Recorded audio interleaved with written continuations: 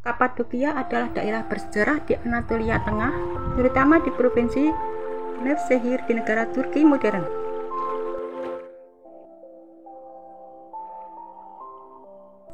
Pada zaman Herodotus, Kapadokia dilaporkan meliputi seluruh daerah dari Pegunungan Taurus ke wilayah Euxine pada Laut Hitam, dengan batas selatan rangkaian Pegunungan Taurus yang memisahkannya dari daerah Kilikia, batas timur hulu sungai Efrat dan dataran tinggi Armenia, batas utara Pontus dan batas barat Likaunia, serta bagian timur Galasia.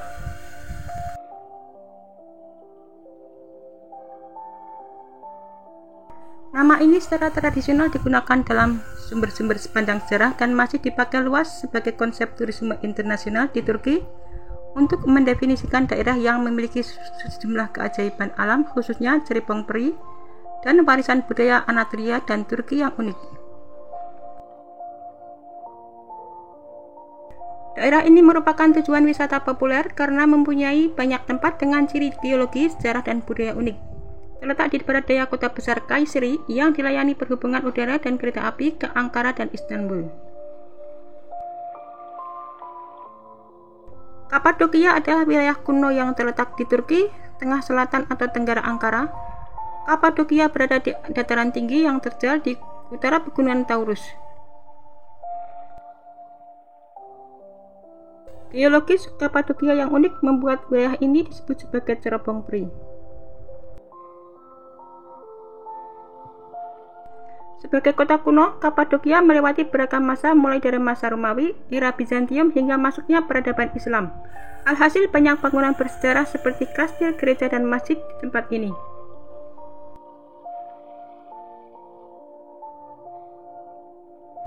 Terdapat banyak lokasi wisata yang bisa didatangi saat berkunjung ke Kapadokia, mulai dari menaiki balon udara hingga berpetualang bersama kuda. Kapadokia juga mendapat julukan The Land of Beautiful Horse atau tanah kuda yang indah. Selain panorama yang indah, Kapadokia juga menawarkan kuliner yang memanjakan lidah.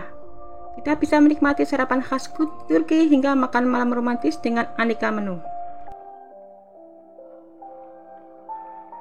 Di bawah kawasan perbukitan Kapadokia ini terdapat jaringan raksasa yang tersembunyi selama berabad-abad. Sebuah kota bawah tanah yang bisa merahasiakan keberadaan hingga 20.000 orang.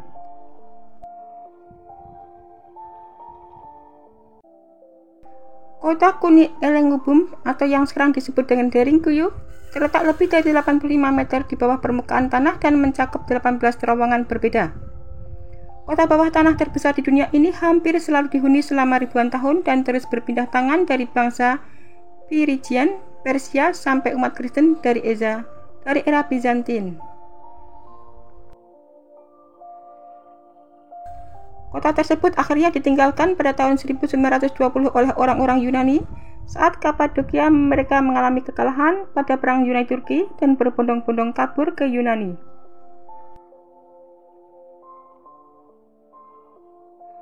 Di kota itu terdapat gua-gua yang membentang ratusan kilometer dan diyakini ada lebih dari 200 desa kecil bawah tanah. Desa-desa itu terhubung satu sama lain oleh berbagai terowongan sehingga membentuk jaringan bawah tanah raksasa.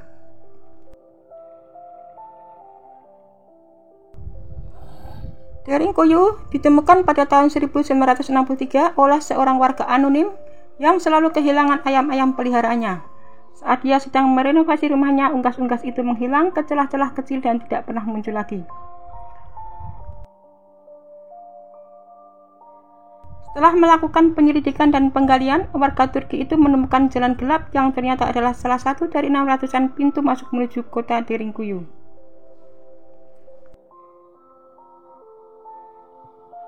Penggalian besar-besaran kemudian berlangsung dan mengungkap jejaring ruangan, mulai dari ruang penyimpanan makanan kering, kandang ternak, sekolah, penyimpanan anggur, sampai kapel. Kota bawah tanah itu lantas ramai dikunjungi para turis dan pada tahun 1985 dimasukkan ke dalam daftar warisan dunia UNESCO. Kapan tepatnya kota itu dibangun masih diperdebatkan. Namun kota bawah tanah Derinkuyu disebutkan dalam buku Anabasis yang ditulis Xenophon dari Athena sekitar 370 tahun sebelum Masehi. Pada buku tersebut Disebutkan bahwa orang-orang Anatolia di sekitar wilayah Kapadokia hidup di rumah-rumah bawah tanah, bukan di gua-gua perbukitan. Kapadokia adalah tempat yang cocok untuk pembangunan hunian bawah tanah karena kadar air di tanah tergolong minim dan bebatuannya mudah dibentuk menggunakan alat sederhana seperti sekop dan kapak. Hal itu juga yang menyebabkan bebatuan di kawasan itu mudah dibentuk oleh alam sehingga berwujud seperti cerobong dan jamur. Awalnya Deringkuyu amat mungkin digunakan sebagai tempat penyimpanan barang-barang, tetapi fungsi utamanya adalah sebagai tempat persembunyian sementara dari serangan bangsa asing, mengingat Kapadokia selalu dikuasai kerajaan kuat selama berabad-abad. Walau bangsa Phrygian, Persia, dan Seljuk menghuni kawasan ini dan mengembangkan kota bawah tanah dalam berabad-abad berikutnya, populasi Deringkuyu mencapai jumlah terbanyak pada masa Bizantin. Saat itu hampir sebanyak 20.000 orang tinggal di bawah tanah. Kapadokia juga merupakan salah satu situs warisan dunia UNESCO. Pemandangan alam uniknya membuat banyak wisatawan berbondong-bondong berkunjung. Kapadokia yang terletak di distrik kuno timur Anatolia, tepatnya di dataran tinggi utara Pegunungan Taurus, Turki. Kawasan ini juga berada di sekitar hulu dan tengah sungai Kizilirmak atau Sungai Merah. Landscape Kapadokia berada di hamparan batuan vulkanik lunak yang dibentuk oleh erosi sehingga membentuk lembah dan gua. Di Kapadokia terdapat pula gereja-gereja batu dan kompleks terowongan bawah tanah dari era Bizantium dan Islam yang tersebar di sekitar pedesaan. Kapadokia berasal dari bahasa Persia. Kappadokia itu diartikan sebagai the land of beautiful horses, negeri dengan kuda-kuda yang indah. Kawasan Kapadokia menawarkan pemandangan yang luar biasa, keindahan alam dengan cerobong peri dan rumah batu lembah yang indah, bukit bulan yang indah, dan sederet tempat wisata menarik lainnya. Sejarah Kapadokia bermula sejak abad ke-6 sebelum Masehi. Saat itu bangsawan feodal Kapadokia didominasi oleh orang-orang Persia dan penganut ajaran Zoroaster. Kapadokia hanyalah daerah yang tak berkembang ditambah dengan medannya yang terjal dan hasil pertaniannya yang sederhana.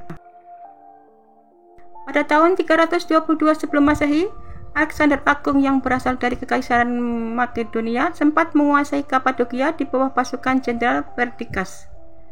Pasca kematian Alexander, terjadi perebutan kekuasaan hingga Kapadokia jatuh ke tangan dinasti Seleucus. Meski begitu, orang-orang Persia tetap berpengaruh, termasuk dalam urusan praktik keagamaan. Kapadokia berada di bawah kekuasaan Romawi cukup lama.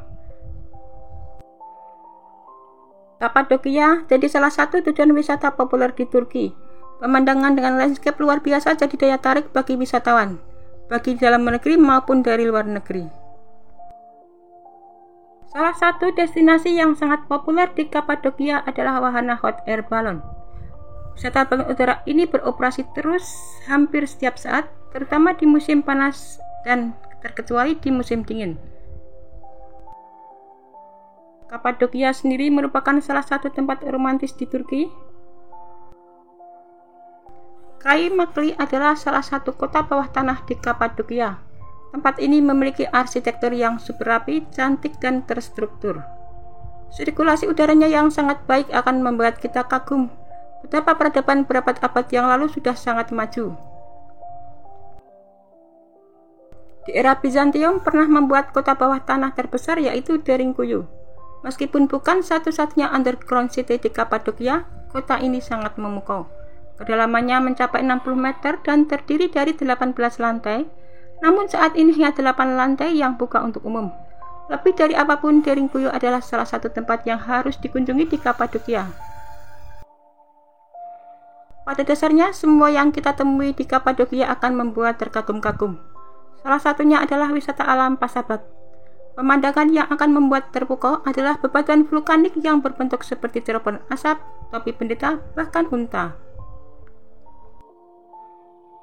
Di tempat ini kita akan merasa seperti berada di cerita negeri dongeng, langit biru, rumput hijau, dan elemen bangunan yang terkesan fairy. Dulunya Pasabat penuh dengan gua persembunyian untuk ibadah bagi umat Kristen. Saat ini wisatawan bisa menikmati sisa-sisa bangunan yang menyatu dengan keindahan Kapadokia. Ukisar Kaster ini adalah kastil yang terbuat dari batu dan sangat populer di kalangan turis mancanegara. Letaknya yang berada di titik tertinggi kawasan Kapadokia membuat pengunjungnya bisa menikmati pemandangan dari ketinggian dengan lebih leluasa. Sejak era Romawi, tempat ini berfungsi sebagai benteng pertahanan. Saat ini, kastil yang menawan ini akan mencuri hati dan membuat ingin mengunjungi lagi di libur-liburan selanjutnya. Goreme adalah salah satu destinasi wisata yang sangat populer di Kapadokia. Salah satunya adalah museum terbuka yang satu ini. Seperti namanya, tempat ini terletak di alam terbuka. Meskipun berupa museum, tempat ini terdiri dari banyak gua yang sudah ada sejak abad ke-10. Ihlarah Valley tentu tidak bisa dilewatkan. Tempat ini merupakan lembah hijau yang subur yang terletak di ngarai sedalam 100 meter. Namun, tempat ini dikepung oleh tebing yang terjal.